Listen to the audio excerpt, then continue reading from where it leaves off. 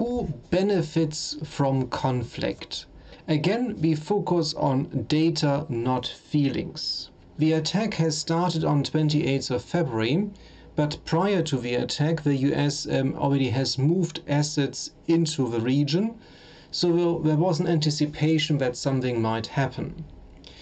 In this particular case, we focus on the stock market response. So looking at listed defense companies in the US and Europe, we try to understand how they performed compared to the respective stock market index. So we look at relative performance. Now this is almost like an event study, but we don't go into a full specification such as a stochastic market model. That certainly could be done, and I have covered this in other videos quite extensively. The data sources refer to Yahoo Finance using an API through Python. I have done a separate video on this API and how to obtain data. So if you want to know more, have a look at this video. As always, you find more details on my GitHub. In short, the performance of US and European defense companies has been quite strong. And you see in total an outperformance in the region of about 3%, which is quite remarkable for this short period of time. Now, how have I done it in detail? I just talk you through. I just used this Python script where I import the Finance Python module and use also pandas, which of course is standard. And I specified my tickers here as a list. So these are the top 5 European and top 5 American defense contractors.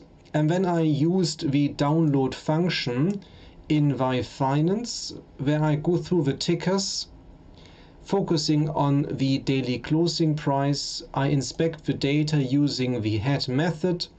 I calculate returns. I drop any missing values using the drop NA method.